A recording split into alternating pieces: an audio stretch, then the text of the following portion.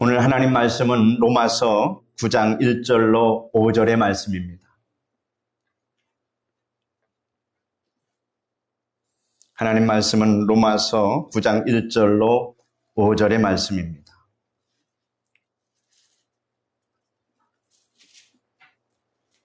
제가 읽어드리겠습니다.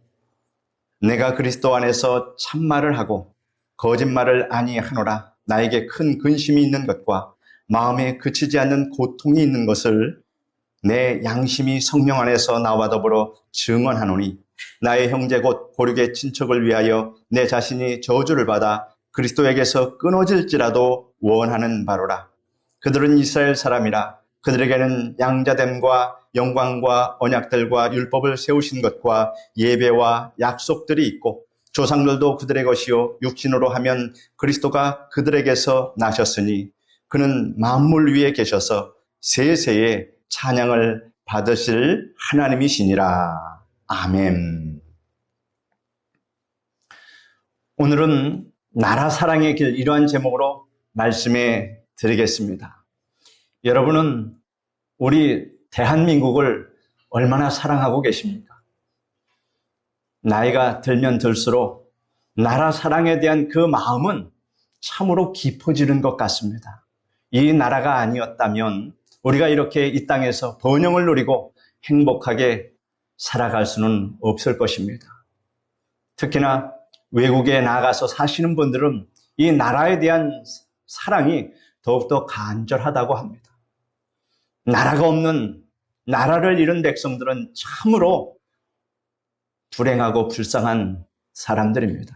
그런데 하나님께서 하나님이 보호하사 이 나라를 만세가 되게 하셨음을 감사하시길 바랍니다. 오늘 본문 말씀은 사도 바울의 애족의 마음을 더할 나위 없이 간절하게 나타내고 있는 말씀입니다. 로마서 9장 1절로 4절에 보면 사도 바울이 내가 그리스도 안에서 참말을 하고 거짓말을 아니하노라. 나에게 큰 근심이 있는 것과 마음에 그치지 않는 고통이 있는 것을 내 양심이 성령 안에서 나와 더불어 증언하노니 나의 형제 곧 고륙의 친척을 위하여 내 자신이 저주를 받아 그리스도에게서 끊어질지라도 원하는 바로라. 그들은 이스라엘 사람이라. 이렇게 말하고 있습니다. 바울은 일생 동안 국경과 민족을 초월해서 복음 전하기에 동분서주하였지만 동족을 사랑하는 마음은 간절하고 변함이 없었습니다.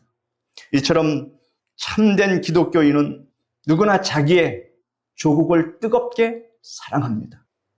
기독교 신앙에는 국경이 없으나 기독교인에게는 조국이 있습니다. 그러므로 저는 오늘 사랑하는 성도 여러분과 함께 기독교인의 애족의 길에 관하여 말씀해 드리고자 합니다. 우리 민족은 5,000년 역사 가운데 고난의 갇히밭을 수없이 지나왔습니다. 그 중에서도 제국주의 일본 침략을 받아서 36년 동안 온갖 수모를 겪은 일과 또 동족 상잔의 6.25는 우리 민족사에서 가장 비극적이고 수치스러운 역사였습니다. 이 일이 지난 지가 몇 년 안 됩니다. 까마득한 옛날 얘기가 아니라고 하는 사실입니다.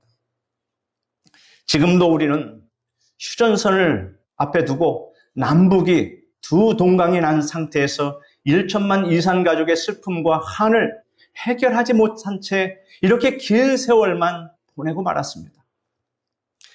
북한은 전쟁 준비에 광분하며 핵무기를 개발하고 이제는 민족의 통일도 포기하고 적대국으로 여기며 적화 야욕의 기회만 노리고 끊임없는 각종 도발을 자행하고 있습니다. 이러므로 우리는 지난날에 그토록 비극적인 역사가 다시 되풀이되지 않도록 유비무한의 태세를 갖추어야 합니다.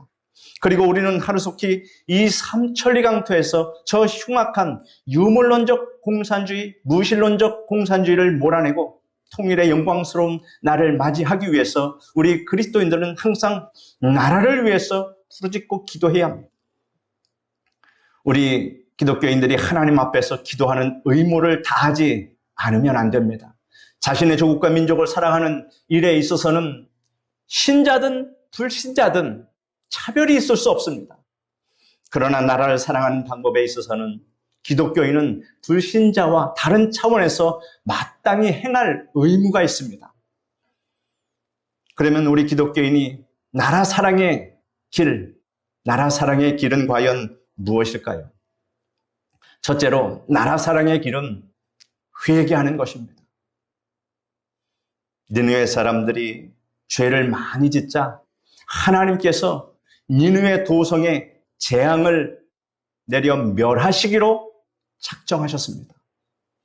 그러나 하나님께서는 재앙을 내리시기 전에 그들이 회개하고 돌아오도록 하기 위해서 선지자 요나를 택하여 그에게 명령을 내렸습니다. 너는 일어나 저 큰 성읍 니느웨로 가서 그것을 쳐서 외치라. 그 악독이 내 앞에 상달하였습니다. 라고 말씀하셨습니다. 그러나 요나는 이 하나님의 말씀을 거역했습니다. 니느웨는 이스라엘 북방에 위치한 큰 나라로 끊임없이 이스라엘 민족을 괴롭히는 이스라엘 입장에서 보면 원수 국가였습니다. 요나는 니느웨가 망하기를 학수고대했던 그런 사람입니다. 그런데 하나님께서 니느웨를 멸망하기로 작정하셨다는 그 뜻을 알고서 오히려 참 잘되었다 이렇게 생각했습니다. 그런데 이 명령을 받았으니 이 명령에 순순히 순종할 수가 없었던 것입니다. 그래서 그는 북쪽의 니느웨와는 정반대인 지중해 건너편 저 맞은편에 있는 다시스로 가려고 배를 타고 도망갔습니다. 다시스는 지금의 스페인을 말합니다. 다시스를 향해 출항한 배가 바다 한가운데 이르렀을 때 갑자기 큰 풍랑이 일어나 배가 파손할 위기에 처하자 사람들이 그 원인을 알아보게 되었고 결국 요나는 바다에 던져졌습니다.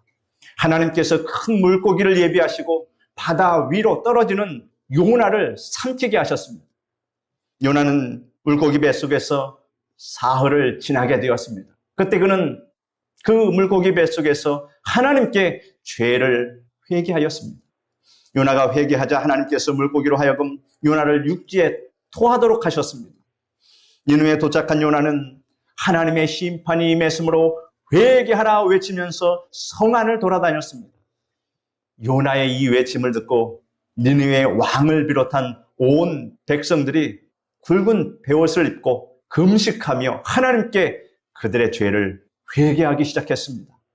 그들이 이같이 회개하며 악한 길에서 돌이키자 하나님께서 작정하셨던 그 재앙을 거두시고 심판을 내리지 않았습니다. 다니엘은 민족을 대표하여 하나님께 기도했던 사람입니다. 그는 다리오 왕 원년에 선지자 예레미야의 예언서를 읽고 예루살렘 사람들의 바벨론 포로 생활이 70년 만에 마치고 고향으로 돌아오게 된다는 이 예언서의 말씀을 깨닫게 되었습니다. 그런데 이때는 이스라엘 백성들이 바벨론의 포로가 되어 온 지 무려 70년의 세월이 지난 뒤였습니다. 그렇다면 이스라엘 백성들은 포로에서 해방되었어야 합니다. 그럼에도 불구하고 이스라엘 백성들은 여전히 포로 생활을 하고 있었습니다. 여기에서 다니엘은 이스라엘 백성들이 회개하지 않으면 하나님의 구원의 손길이 나타나지 않는다는 것을 깨닫게 됐습니다. 그래서 다니엘은 금식하며 베옷을 입고 죄를 쓰고 자신의 죄와 이스라엘 열왕과 방백과 열조의 죄를 회개하며 자복했습니다. 다니엘서 9장 1절로 21절에 다니엘의 회개의 기도문이 기록되어 있습니다. 그 내용을 요약하면 이러합니다. 하나님이시여 주의 법도와 규례를 어긴 이 백성들의 죄를 용서하여 주옵소서. 하나님께서 선지자를 보내어 거듭 경고하셨음에도 불구하고 우리의 열왕과 방백들과 열조와 온 백성들이 경고를 무시한 죄를 용서하여 주옵소서. 이렇게 기도하였습니다. 하나님께서 그의 기도를 들어주심으로 이스라엘 백성들이 바벨론의 포로 생활에서 해방되어 고향으로 돌아올 수가 있었습니다. 고향으로 돌아온 그들은 황무한 예루살렘 성과 예루살렘 성전을 다시 재건했습니다. 성경의 역사를 통해 볼 때 하나님께서 회개하는 개인과 교회와 국가와 민족을 용서하시고 돌봐준다는 사실을 우리는 명백하게 알 수 있습니다. 회개하고 돌아오는 자는 하나님께서 사랑으로 맞아주십니다. 예수님께서도 회개하라 천국이 가까웠느니라 이렇게 말씀하셨습니다. 회개가 없는 곳에는 천국의 역사가 일어날 수가 없습니다. 죄를 짓지 않는 사람이 이 세상에 어디 있겠습니까? 우리가 예수님을 믿음으로 죄사함을 받아 의롭게 되었지만 살아가면서 생각으로 죄를 짓고 입술로 죄를 짓고 행동으로 죄를 짓는 것을 숨길 수가 없습니다. 인간은 죄를 짓지 않기 때문에 위대한 것이 아니라 회개할 수 있는 존재이므로 위대하다는 것입니다. 짐승은 악을 행한 뒤 괴로워하거나 회개하는 일이 없습니다. 그러나 인간은 교육을 많이 받았든 받지 않았든 나이가 많든 적든 남자든 여자든 간에 죄를 지으면 마음의 죄책을 느끼고 성령의 감동을 받으면 회개하게 됩니다. 지금도 주님께서는 성령을 통해 회개하라 천국이 가까웠느니라는 음성을 우리에게 들려주고 계십니다. 그리스도인들이 불의와 타협하고 영적인 분별력이 없어 악한 자와 연합하여 득세하게 하는 죄를 범하면 하나님께서 첫째, 나라를 징계하시고 그 다음 그 나라 안에 있는 교회들이 악한 지도자들에게 핍박을 받도록 하게 하십니다.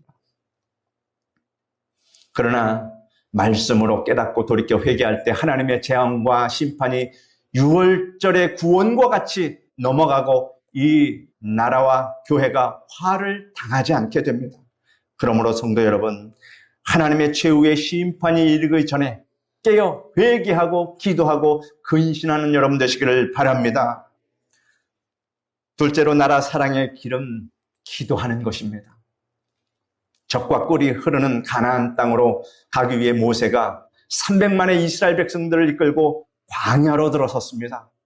그들이 르비딤에 들어섰을 때 아말렉 사람들이 군사를 몰고 와서 이스라엘 백성들의 앞길을 막았습니다. 이스라엘 백성들은 아말렉 사람들과 싸울 수밖에 없었습니다. 그런데 문제는 이스라엘에는 훈련된 군인도 없었고 또 전쟁 무기도 변변한 것이 없었습니다. 마귀 제국에서 탈출해 온 이스라엘 백성들이 무슨 무장을 하고 나왔겠습니까? 그런데 반면에 아말렉은 그렇지 않았습니다. 인간의 눈으로 보면 이스라엘이 아말렉을 이길 승산은 조금도 없었습니다. 아말렉 사람들의 칼날에 온 이스라엘 백성들이 도리골 당하는 것은 시간 문제인 것 같이 보였습니다. 그런데 모세가 여호수아에게 이렇게 말합니다. 우리를 위하여 사람을 택하여 나가서 아말렉과 싸우라. 내일 내가 하나님의 지팡이를 손에 잡고 산 꼭대기에 서리라. 이렇게 말했습니다. 여호수아는 우압지졸의 군대를 이끌고 정예의 병 아말렉 군사와 싸우게 되었습니다. 여호수아와 아말렉이 싸울 때 모세는 산 꼭대기에 올라가 손을 높이 들었습니다. 손을 드는 것은 기도하는 것을 말합니다. 모세가 손을 들면 여호수아의 군대는 하나님의 능력이 임하여 용기 백배했으며 아말렉 군사를 물리쳤습니다. 그런데 시간이 지나 팔이 아파 손이 내려오면 이때까지 용감하게 돌진하여 싸우던 이스라엘 군사가 뒷걸음치며 물러가고 전세는 역전됩니다. 모세가 다시 손을 올리면 이스라엘 군대가 이기고 손을 내리면 이스라엘 군대가 밀리기 시작합니다. 이것을 본 아론과 훌이 돌을 가져다가 모세를 그 위에 앉게 하였습니다. 그리고 아론과 훌을 모세 양편에 서서 아론과 훌이 모세 양편에 서서 모세의 손을 각각 잡고 높이 들어주었습니다. 그래서 해가 지도록 모세의 손이 내려오지 않도록 했습니다. 그러자 여호수아의 군대가 아말렉 군사를 모두 도륙하고 이스라엘은 큰 승리를 거두었습니다.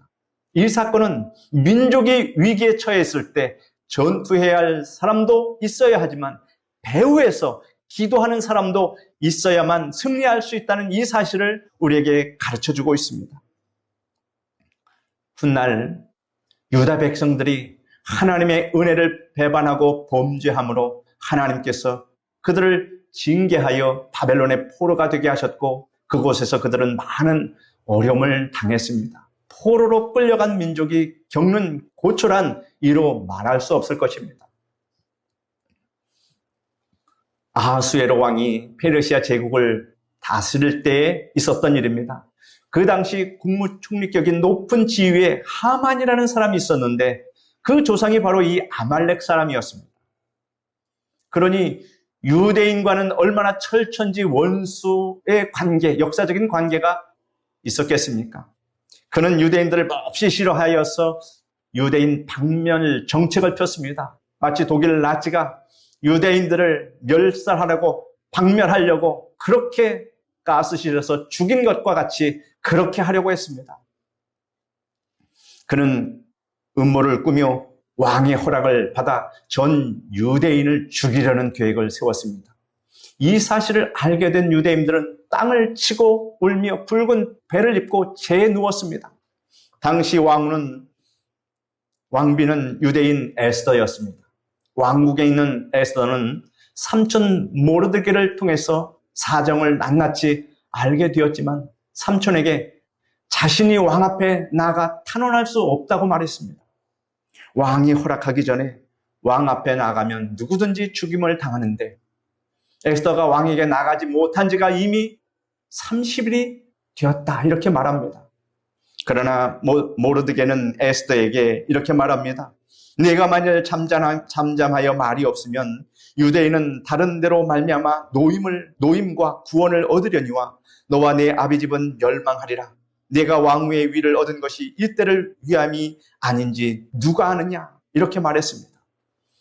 에스더는 모르드게에게 자기를 위해서 온 유대인이 3일 금식 기도를 해달라고 부탁하고 자신도 시녀와 함께 금식한 후에 죽으면 죽으리라 하는 마음으로 왕에게 담대하게 나아갔습니다.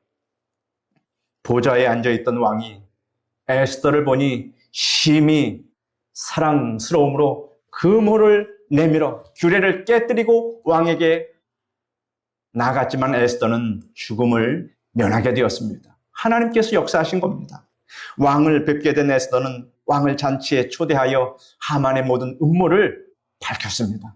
결국 하만은 모르드게를 달아 죽이려고 만들었던 그 장대에 자기 자신이 달려서 죽고 말았습니다. 유대인은 위기를 모면하였을 뿐만 아니라 높은 지위를 얻고 왕의 총애까지 얻게 됐습니다. 민족의 큰 위기를 만났을 때 유대인들이 금식하며 기도하여 하나님의 구원의 역사를 체험했던 사실을 우리는 성경에서 볼 수 있습니다.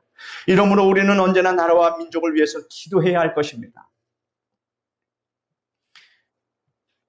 미국 남북 전쟁 때에 국군의 총사령관이었던 아브라함 링컨은 전세가 불리하게 되어 위태로운 지경에 놓이게 되자 평소에 존경하던 헨리 비처 목사님을 찾아가 목사님과 함께 나라와 민족을 위해 기도해달라고 그래서 기도 부탁을 하고 함께 기도했다는 기록이 있습니다. 또 링컨은 말하기를 나는 달리 갈 곳이 없어서 하나님께 나아가기로 했다 이렇게 말하였습니다. 인간의 지혜와 수단과 방법으로는 어떻게 할 수 없는 위기에 처했을 때 그는 하나님께 기도함으로 위기를 극복하여 남북 전쟁에서 승리하고 또 흑인들을 해방시켰으며 역사에 길이 남는 위대한 대통령으로 기록되고 있습니다. 옛날이나 지금이나 하나님께서는 기도하는 사람이나 기도하는 백성을 도와주십니다. 제2차 세계대전 중에 독일군이 북아프리카를 점령했을 때의 일입니다. 나치 독일군에 밀린 영국군은 알렉산드리아 시에서 200리나 떨어진 곳까지 후퇴하게 됐습니다. 독일군은 2년 동안의 공격 끝에 이제 승리를 목전에 두게 되었습니다. 영국은 이 같은 위기에 처하자 영국 왕을 비롯하여 국회의원과 정부 고관들 그리고 평민에 이르기까지 온 국민이 단합하여 기도하기 시작했습니다. 그들이 말합니다. 하나님이시여 패주하는 영국군을 지켜주시고 독일군의 진격을 막아주옵소서. 이렇게 하나님께 부르짖고 기도했습니다. 우수한 성능을 가진 독일군의 80mm 포 앞에 영국군은 마지막으로 고수하던 L 알라마인 진지마저 포기하였으며, 또 사막에서 가장 중요한 것이 물이었는데 그 물을 구하기 위해서 참으로 많은 노력을 했지만 그것도 포기하게 되었습니다. 사막에서 물이 없다면 어떻게 전쟁을 하겠습니까? 견디기 어려운 고통이 따를 것입니다. 그런데 이 영국군이 그 진지에서 어떻게 물이 나오는 것을 알아내서 급수전 시설을 하고 실험하던 중에 진지를 내놓고 이제 후퇴하게 되었는데, 그 후퇴하게 되기 전에 바로 물이 워낙 귀한 곳이라서 이 급수 파이프, 이 파이프를 시험하기 위해서 그곳에다가 소금물을 담가서 시험하려던 중에 후퇴하게 된 겁니다. 독일군들이 그 진지에 들어오게 됐는데 목이 엄청 마르니 어떻게 되겠습니까? 물을 보자 그냥 허겁지겁 물을 마시게 돼 있습니다. 그래서 그것이 바닷물인지도 모르고 급하게 먹고 나서 잠시 후에 보니까 막 통증이 일어나기 시작하고 극심한 고통이 따랐습니다. 그러면 이 속에서 난리가 났으면 무슨 전쟁을 하겠습니까? 그래서 독일군들은 항복하기로 결정을 했습니다. 영국군은 독일 정예군들이 부풀어 오르는 혀를 날름거리면서 손을 머리 위에 올리고 어정어정 걸어오는 것을 보고 깜짝 놀라지 않을 수 없었습니다. 이리하여 영국군은 예기치 못한 승리를 거두게 되었습니다. 독일군이 바로 하루 전에만 이 진지를 점령했어도 급수전은 텅 비었을 것입니다. 아니면 하루 늦게 점령했으면 그 속에는 생수가 넘쳐났을 것입니다. 그러나 공교롭게도 그들이 실험 중에 바닷물을 마시게 되므로 항복하게 된 것은 하나님의 손길을 움직인 영국 국민의 기도가 그 결과였다라고 하는 것을 여러분 믿으시기를 바랍니다. 하나님은 정확한 때에 정확한 역사를 하여 주신다. 그러므로 하나님의 때를 기다리는 사람은 참으로 지혜로운 사람입니다. 우리나라도 이 같은 체험을 했습니다. 6.25 동란 때 북한 공산당들은 소련제 탱크와 비행기 그리고 무수한 무기를 가지고 물밀듯이 남하해에서 조국의 운명이 풍전등화와 같았습니다. 전선은 저 낙동강까지 밀려났습니다. 그 낙동강 전선만 무너지면 이 나라는 완전히 공산주의 국가가 된 것입니다. 이때 이승만 대통령은 경상남도 도지사관에서 모든 목사님들을 다 모이게 한 뒤에 다음과 같이 간곡한 부탁을 합니다. 여러분, 나라의 운명이 위태롭게 되었으니 하나님께서 도와주시지 않으면 우리는 구원받을 길이 없습니다. 그러므로 여러분들이 나라를 위해 함께 기도해 주십시오. 이렇게 목사님께 기도 부탁을 하니 목사님들이 함께 하나님께 간절히 부르짖고 기도하기 시작했습니다. 그 결과 하나님께서 메가더 원수의 인천 상륙 작전을 성공하게 하심으로 갑자기 전세가 역전돼서 일순간에 서울을 탈환하게 되는 그런 기적을 맛본 것입니다. 기도가 나라와 민족을 지켜준다는 사실을 안 이상 우리는 나라와 민족을 위해서 기도하지 않을 수 없는 것입니다. 우리가 기도하면 하나님께서 들으시고 구원을 베풀어 주십니다. 그러므로 우리는 나라를 위해 쉬지 않고 기도해야 합니다. 물론 우리 교회 성도님들은 모일 때마다 나라를 위해서 기도하는 줄 압니다. 그러나 우리가 여기에서 그치지 말고 더욱 힘써 나라를 위해 기도해야 할 것입니다. 여러분도 잘 아시다시피 우리는 지정학적으로 어려운 상황에 놓여 있습니다. 북쪽으로는 1억 4,600만 명의 러시아가 진을 치고 있고 또 약 14억 1,000만 명의 중국이 있고 그리고 남침하기 위해서 이제는 고도의 핵무장을 하고 있는, 그래서 호시탐탐 기회만 노리고 있는 악한 북한 공산군이 있습니다. 이제 우리나라를 같은 민족이라고도 취급 안 하고 아예 적대국으로 그렇게 선포 얼마 전에 했습니다. 이러한 상황입니다. 우리는 오직 하나님만 바라보아야 할 위험한 상황에 놓여 있습니다. 그러므로 우리 기독교인들은 나라를 위해 기도할 뿐만 아니라 대통령을 위시해서 온 국민이 하나님께 기도하는 사람이 되게 해달라고 기도해야 할 것입니다. 셋째로 나라 사랑의 길은 복음을 전하는 것입니다. 이것이 정말로 중요한 것입니다. 복음 전도는 이웃에게 최대의 관심을 기울이는 것입니다. 하나님께서 가인에게 가인아, 네 아우가 어디 있느냐라고 물으셨습니다. 그때 가인은 하나님, 내가 내 아우를 지키는 자입니까? 라고 참으로 뻔뻔스럽게 대답을 했습니다. 하나님께서 동생 아벨의 제사를 연락하시고 자기의 제사는 연락하지 않자 아벨을 시기한 가인은 아벨을 돌로 쳐 죽이고 아주 시침을 딱 뗍니다. 하나님께서는 가인에게 하셨던 질문을 오늘 우리에게도 하십니다. 그러나 하나님께서 오늘날 우리에게 하시는 질문은 가인에게 하셨던 질문과는 의미가 다릅니다. 하나님께서 우리에게 내 아우가 어디 있느냐라고 물으시는 것은 우리가 우리 이웃의 영혼에 대해서 얼마만큼 관심을 기울이고 있느냐라고 물으시는 것과 같습니다. 우리는 하나님께서 물으실 때에 하나님, 생활이 이렇게 바쁜데 어떻게 이웃의 영혼을 위해서 시간을 낼 수 있습니까? 나도 살기 바쁩니다. 라고 대답해서는 안 됩니다. 우리는 우리 주위의 수많은 사람들이 지옥으로 가는 것을 보고 방관만 할 것이 아니라 그들의 영혼에 대한 관심을 기울이고 불쌍히 여기고 전도해야 합니다. 소돔과 고모라 때와 같이 사람들은 먹고 마시고 사고 팔고 심고 집을 짓는 등 세상적인 일, 세속적인 일에만 몰두하고 영적인 일, 신령한 일에 대해서는 전혀 관심이 없습니다. 이 사람들을 내버려두면 그들은 영원히 타는 불못에 던져지고 말 것입니다. 우리는 그들이 불못에 던져진 것을 막기 위해서 전도해야 합니다. 주님의 재림이 임박해 있습니다. 다니엘과 요한계시록을 보면 주님께서 다시 오실 날이 가까웠음을 명백하게 우리에게 말씀하고 있습니다. 그러므로 시간이 그리 많이 남아있지 않습니다.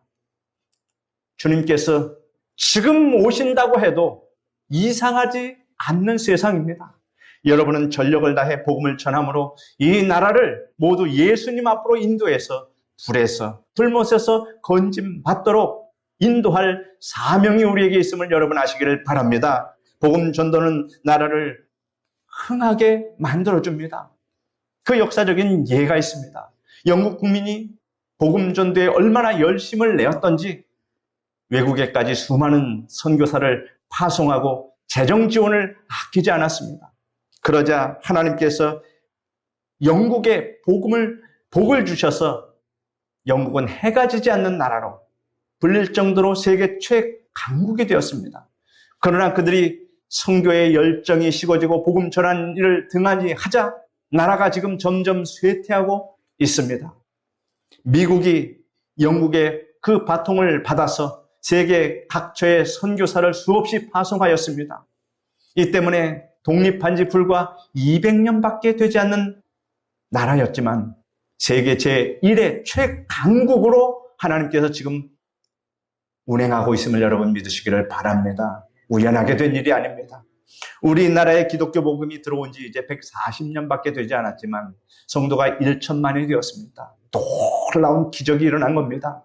우리가 이에 만족하지 않고 이 나라 전체가 하나님을 섬기는 복음을 섬기도록 복음을 전하고 세계 선교를 위해 힘쓸 때 하나님께서 이 나라를 악한 자들로부터 구원하시고 부강하게 해 주십니다.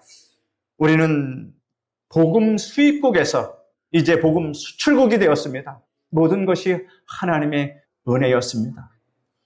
미국 다음으로 선교를 가장 많이 보내는 나라가 이 대한민국이라는 사실을 여러분 아시고 자부심을 가지시기 바랍니다.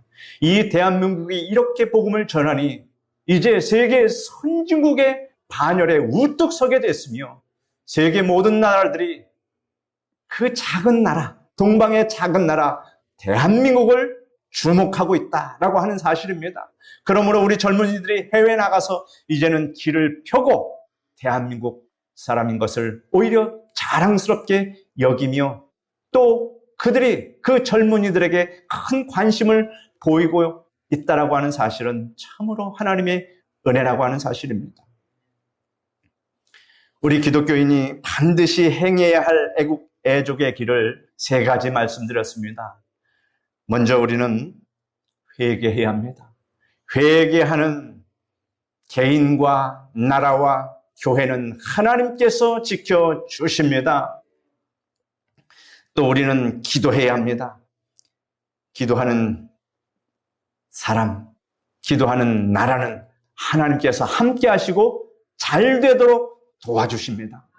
그리고 우리는 전도해야 합니다. 전도하는 개인과 민족은 하나님께서 주시는 복으로 풍요해집니다. 전 세계의 기독교 국가가 그렇지 않은 공산주의 국가보다도 월등히 잘 살고 있음을 우리는 역사적인 그런 과정 흐름을 통해서 알 수 있습니다. 여러분은 나라를 사랑하기 위해 이 세 가지 사명을 다함으로써 하나님께 영광을 돌리시고 참 애국자의 삶을 살아가시기를 축원합니다. 기도하겠습니다. 거룩하신 하나님 감사합니다.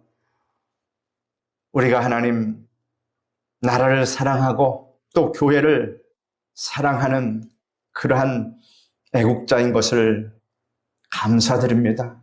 하나님을 사랑하는 기독교인은 나라를 사랑할 수 있는 그 심령이 가득 차 있음을 압니다. 그러므로 하나님 우리 성도들의 기도를 들으시고 이 나라를 지켜주시고 교회를 지켜주시고 하나님 기독교 가정을 다 지켜주셔서 그 가정의 자녀들이 잘 되고 복되고 세계에 하나님 크게 뻗어나갈 수 있도록 이끌어 주심을 믿습니다. 이 믿음을 가지고 우리가 할 일을 잘 수행해낼 때 하나님께서 약속하신 복을 다 주심을 믿습니다. 예수님의 이름으로 기도드립니다. 아멘.